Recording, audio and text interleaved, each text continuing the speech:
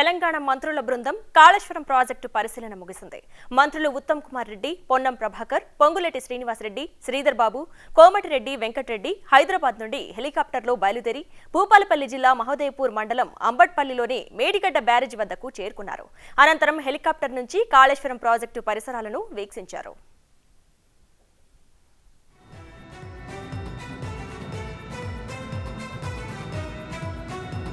సాగునీటి శాఖాధికారులు కాళేశ్వరం ప్రాజెక్టుపై power point presentation ఇచ్చారు. ప్రాజెక్టుకు రూపకల్పన, వ్యయం, పెండింగ్ పనుల వివరాలను తెలియజేశారు. సుదీర్ఘంగా సాగిన పవర్ పాయింట్ ప్రెజెంటేషన్లో అధికారులు కీలక సమాచారం వెల్లడించడంతో పాటు పలు సూచనలు తెలియజేశారు. మేడిగడ్డలో మొత్తం 4 పిల్లర్లు కుంగిపోయాయని అధికారులు చెప్పారు. కాళేశ్వరం ప్రాజెక్టు భవితవ్యం ఈ పిల్లర్ల మీదే ఆధారపడి ఉందన్నారు.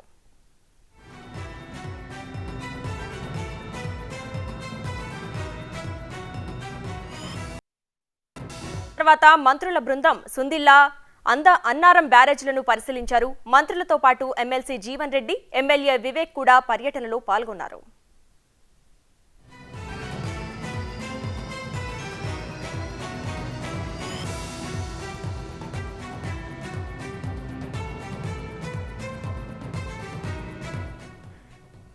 గత పాలకులు రాజకీయ కోణంలోనే ప్రాజెక్టులకు రూపకల్పన చేశారని మంత్రి ఉత్తమ్ కుమార్ రెడ్డి అన్నారు.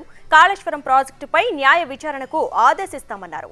ఇరిగేషన్ శాఖను సమూలంగా ప్రక్షాళన ఇస్తామని మంత్రి చెప్పారు.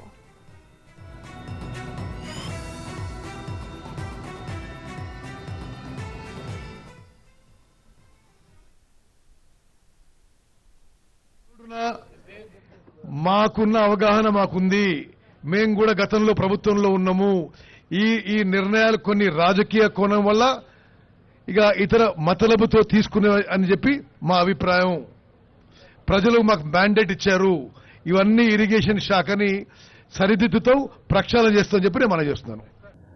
మరి ఎక్కువ బ్లాక్స్ లో ఇది అట్లనే ఉంటే సే రీబిల్డింగ్ కాస్ట్ తో సహా ద ప్రాజెక్ట్ బికమ్స్ కంప్లీట్లీ అంటే inoperational or less operational for a period of time అంటే మీరు ఆ రిపేర్కి పెట్టే ఖర్చుతో అదనంగా మొత్తం ప్రాజెక్ట్ మీద పెట్టిన పెట్టుబడి ఇంట్రెస్ట్ పే చేయాలి, కానీ మనకేమీ చుక్క నీళ్ళు వచ్చే అవకాశం అవపడదు. సో వీఆర్ హోపింగ్ దట్ ఇది final decision and will be done after the enquiry. Experts committee ఉంటుంది, క్యాబినెట్లో డిస్కస్ అయ్యి జరుగుతుంది. ఇది ఒక డీప్ కన్సర్న్ ఉన్న విషయం నేను మనం చేస్తాను. ఈ బాంబుతో డ్యామేజ్ అనే విషయం కొంత ఇది ఇన్ఎక్స్ప్లికబుల్గా ఉంది. ఎందుకంటే normally barrages and dams earth quakes resist చేయడానికి కూడా కడడం జరుగుతుంది. Actually they have to resist in earth quake. మరి ఇంత బాంబు ఏమైనా డ్యామేజ్ చేస్తున్నారు, అది it is totally doesn't look appropriate. Kaleshwaram project నిర్మాణాన్ని తుగ్లక్ చర్యగా అభివర్ణించారు మంత్రి కోమటిరెడ్డి వెంకటరెడ్డి. అవసరం లేకపోయినా గత పాలకులు ఇష్టానుసారం బ్యారేజీలు నిర్మించారని చెప్పారు. అంటే ఈ వాంటెడ్లు చేసినా అసలు ఇంజనీర్స్ ఏమైనా అడ్వైస్ తీసుకున్నా, లేకపోతే కేసీఆర్ గారు ముఖ్యమంత్రిగా ఆయననే చీఫ్ ఇంజనీర్గా డిజైన్ చేసినా, ఇది అసలు ప్రజలకు తెలియాలి. అసలు ఇది ఎవరైనా కిందికి పోయే గ్రావిటీకి పోయి కింద పోయే వాటరు కింద 3 బ్యారేజ్ కట్టి పైకి తీసుకొచ్చి కిందికి వదిలిపెట్టడము అదొక తుగ్లక్ చర్య. అది ఇంకా మీరు రాను వేస్తే ఇంకా కిందికి పోయి పోలవరం దగ్గర కట్టి మళ్ళీ 3 బ్యారేజ్ కట్టేవాళ్ళు. మీరు ఏంది పని అది?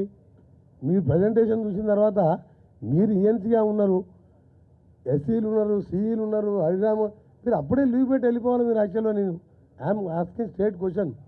ఇది మీ గవర్నమెంట్ అంటే అప్పటి గవర్నమెంట్ అయినా ఇప్పటి government you are the custodian of the public property, public money. వాళ్ళని కాపాడాలి. మేము ఏం పిచ్చి ప్రాజెక్ట్ ఇది? ఏం చేసింది మీరు? ఇవాళ పియర్ కిందికి 1.2 5 మీటర్లు దిగింది. అది దాన్ని రెక్టిఫై చేస్తుంటారు. అన్నారం కింద బ్యారేజ్ ఉన్నది. ఎప్పుడు ఎంత ఫ్లో వస్తుందో తెలియదు. ఒక ఫ్లో వచ్చి మొత్తం కొట్టుకుపోయిన తర్వాత ఎవడి భరించాలి ఇవన్నీ? రెండవది, అవసరం లేకుండా మీరు రిజర్వాయర్ పేరు మీద 3rd TMC తీసుకొని ఎవరో కేసీఆర్ బంధువుకు మీరు అది కట్టిపెట్టి నామినేషన్ మీద అంటే అండర్స్టాండింగ్ టెండర్ మీద అది అవసరమే లేదు థర్డ్ టీఎంసీ. ఆ రోజు కూడా నేను అసెంబ్లీలో చెప్పిన, ఇంత వేస్ట్ ఆఫ్ మనీ చేసి ఇవాళ ఎస్ఎల్బిసి టన్నల్ లాంటి ప్రాజెక్టులు, గ్రావిటీతో వచ్చే ప్రాజెక్టులు, పాలమూరు రంగారెడ్డి, కల్వకుర్తి, నెట్టెమ్మాడ, భీమా, ఇవన్నీ కూడా మేము మొదలుపెట్టాయి 30% ఉన్నాయి. బ్యాలెన్స్ 10,000 కోట్లు పెడితే అన్నీ కంప్లీట్ అయ్యి ప్రాణాయిత కంప్లీట్ అయితే చేయవల్లే వరకు నీళ్ళు పోతాయి. ఇవాళ తెలంగాణ ఎక్కడ ఉంటుంది మనం? అందుకనే ఇప్పటికి రిక్వెస్ట్ ఏంటంటే, మీరు ఈ ప్రజెంటేషన్స్ ఇవన్నీ కూడా మాకు తెలిసినాయి. టోటల్గా ఇంజనీరింగ్ డిపార్ట్మెంటు సీఎం ఉన్నా సరే తప్పని చెప్పి మేడిగడ్డ ప్రాజెక్టులో భూ ఇష్టమని మంత్రి శ్రీధర్ బాబు అన్నారు. ముంపు సమస్యను ఎందుకు పరిష్కరించలేకపోయారని ప్రశ్నించారు. డ్రాఫ్ట్ నోటిఫికేషన్ రాకముందే కొనుగోలు చేసిన భూముల వ్యవహారంపై విచారణ చేయాలని కోరారు. అసలు డ్రాఫ్ట్ నోటిఫికేషన్ రాకముందే కంపెనీ అధికారులు వేరే ఇతర పేర్ల మీద రైతుల దగ్గర కొనుగోలు చేసి దాని తర్వాత డ్రాఫ్ట్ నోటిఫికేషన్ వేసి ఈరోజు రైతులకు అన్యాయం చేసే విధంగా అన్యాయం జరిగింది. ఒకటి, దానిపైన విచారణ జరపాలని మేము కోరుతా ఉన్నాం. రెండవది, ముంపుకు గురైతా ఉన్నాయి.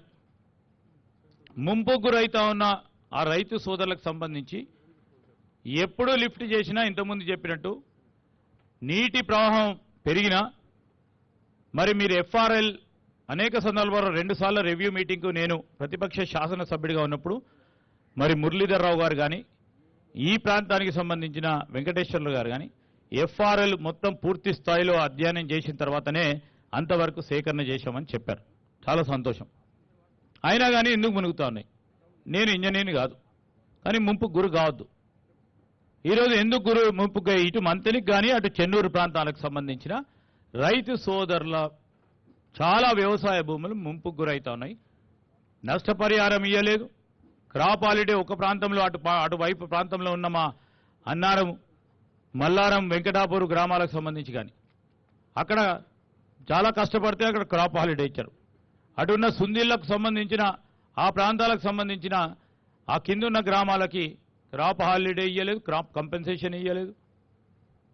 ఈ విధంగా పూర్తి స్థాయిలో మా ప్రాంతం నష్టపోయింది. ఇంతకుముందు మా సహచర మంత్రివర్గ సభ్యులు రెవెన్యూ మంత్రి గారు చెప్పినట్టు అన్ని టీఎంసీలు 9 టీఎంసీలు వ్యత్యాసం కనబడ్డది. సరే, మా ప్రాంతానికైతే 1 ఎకరానికి నీరు వేయలేదు. సో దానికి సంబంధించిన సంశయం కూడా మా ప్రాంత ప్రజల్లో ఉంది. వీటన్నిటిని కూడా నివృత్తి చేసే భాగంలో నేను గౌరవ మంత్రి గారిని కోరుతా ఉన్నా.